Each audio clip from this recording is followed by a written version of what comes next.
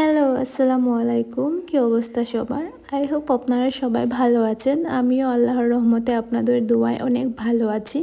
আজকে চলে গিয়েছিলাম আমার বোনের ছেলে জায়ানের স্কুলে। এই প্রথম আমি ওর স্কুলে গিয়েছিলাম। আমি আর আমার আপু আর ওকে সাথে নিয়ে আমরা গিয়েছিলাম। কারণ ওর স্কুলে একটি সাংস্কৃতিক অনুষ্ঠান আছে। আর আমরা না গেলে ও একদমই কোনো কম্পিটিশনেই পার্টিসিপেট করবে না। যেহেতু ও কোনো কম্পিটিশনে পার্টিসিপেট করবে না, তাই ভাবলাম যে না থাক, যাই ওর সাথে, যদি কোনো মতে ওকে রাজি করাতে পারি। কারণ ও খুবই চঞ্চল দুষ্টু একটি ছেলে, কারোর কথা শুনে না, একটু আমার কথা শুনে। তাই ভাবলাম যে যাই ওর সাথে। আর অনেক বোঝানোর পরে একটা কম্পিটিশনে ওকে পার্টিসিপেট করাতে পেরেছি। ও কবিতা আবৃত্তিতে পার্টিসিপেট করেছিল আর ও গিফটও পেয়েছে, আলহামদুলিল্লাহ। আকাশ হলে উঠতে রাতের বেলা দূরে গেছে তারার বলে ঘুরতে দূরের বেলা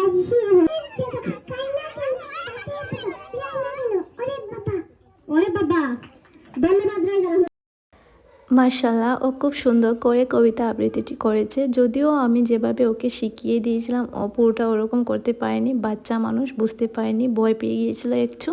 তবুও আলহামদুলিল্লাহ ও খুব সুন্দর করে বলতে পেরেছে, এটাই তো অনেক। এইটুকু বাচ্চা এতটুকু যে বলেছে, এটাই আমার কাছে অনেক। তো ওর জন্য আপনারা সবাই দোয়া করবেন যেন ও বড় হয়ে মানুষের মতো মানুষ হতে পারে। তো তারপর আমরা চলে এসেছিলাম বাসায় এসে ইফতার রেডি করব। আমি আর আপু মিলে ইফতার রেডি করব। ইফতারের জন্য যা যা করব সব কিছু আগে থেকে রেডি করা ছিল। আমি ডালগুলো আগে ব্লেন্ডার করে ফ্রিজে রেখে দিয়েছিলাম, তাই আমার জন্য খুব ইজি হয়ে গিয়েছিল। প্রথমে আমি ডালটি বের করে তারপর আমার ছোটো বোন সবগুলা জিনিস মানে পেঁয়াজ আর কাঁচামরিচ ওইগুলা আগে থেকে রেডি করে রেখেছিল। আর আমি শুধু এসেই এগুলা করতে পেরেছি, খুব তাড়াতাড়ি ইজিলি করে ফেলেছি। তো দেখতেই পাচ্ছেন আজকের ইফতার। আর ইফতারে যদি একটু ভাজা পোড়া না হয় একদম ভালো লাগে না। যদিও এটা আমাদের একদম উচিত না এরকম ভাজা পোড়া খাওয়া, এটি আমাদের হেলথের একদম 12টা বাজিয়ে দেয়। তারপরও আমরা খাই। পুরো রমজান মাসে আমরা মানে একদিন বোধহয় মিস হয় না আমাদের ফ্যামিলিতে। সবাই মানে এই ভাজা পোড়া খুব ফ্যান। তো প্রত্যেক দিনই এরকম করে বানাতে হয় সবার জন্য। আর আজকের ইফতার আলহামদুলিল্লাহ সব রকমের জিনিস বানিয়েছিলাম, খুব ভালো হয়েছে। আমি খুব সুন্দর করে ইফতার রেডি করতে পারি।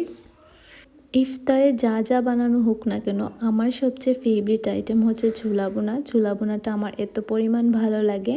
যখনই সব ইফতার সার্ভ করা হয় আমি বলি যে আমার প্লেটে একটু বেশি ছোলা বোনা দেওয়ার জন্য। আমার এত বেশি ভালো লাগে। মানুষের থাকে না অনেকটা, এক একজনের এক একটা চয়েস, এক একজনের এক একটা পছন্দ। যেমন আমার বোনের হচ্ছে সবচেয়ে বেশি ভালো লাগে বেগুনি। আর বেগুনিগুলো দেখতে পাচ্ছেন খুব সুন্দর ফুলেছে। এটা আমাদের গাছের বেগুন, অনেক সুন্দর, খুব একদম ফ্রেশ টাটকা বেগুন। তো আজকের ইফতার আলহামদুলিল্লাহ সব ধরনের খাবারই ছিল। খুব সুন্দর করে আমার ছোটো বোন সার্ভ করে রেখেছিল। তো আমার বোনের ছেলে ওই ছোটো একটা বাটি পেয়েছে গিফট, 3 নাম্বার হয়েছে। খুব সুন্দর একটা বাটি। আর ওর সাথে খুব দুষ্টুমি করছিলাম যে ওটা দিয়ে আমি রান্নার কাজে ব্যবহার করব। আর ও কি যে কান্না করছে, ছোটো মানুষ কিছুই বুঝে না। তো আমি ওর সাথে মজা করছিলাম আর কি। ওর জন্য সবাই দোয়া করবেন মন থেকে। তা আজকে সেহরির জন্য রান্না করব গরুর মাংস আর আলু। গরুর মাংস আর আলু একটা মজাদার অস্থির কম্বিনেশন। কারা কারা পছন্দ করেন অবশ্যই কমেন্ট করে বলবেন। আমার খুবই ভালো লাগে গরুর মাংস দিয়ে আলু রান্না করলে। বা এক একজনের এক একটা পছন্দ, পরিবারের সবাই তো আর সেম চয়েস হয় না। তো আমি যেরকম করে আলু দিয়ে গরুর মাংস পছন্দ করি, এতে দেখা যাচ্ছে যে আমার ছোটো বোন ওটা ভালো লাগে না। ওর একদম কষানো মাংসই শুধু ভালো লাগে, আলু দেওয়ার পরও খেতে পারে না। তো এরকম যার যে চয়েস আর কি। তো আপু রান্না বসিয়ে দিয়েছিল। আর রান্নার কালারটা দেখে আমি বলছিলাম যে অনেক মজা হবে। টু বি অনেস্ট অনেক বেশি মজা হয়েছিল খেতে। পরিবারের সবাই মিলে সেহরি করতে পারছি, ইফতার করতে পারছি, এটাই আল্লাহর কাছে অনেক বড় শুকরিয়া। আল্লাহ তাআলা সবাইকে নেক হায়াত দান করুন, পরিবারের সবার সাথে ইফতার করার সুযোগ দান করুন। যারা প্রবাসে আছেন তারা তো এটা মিস করছেন, তো তাদের জন্য আসলে অনেক বেশি খারাপ লাগে।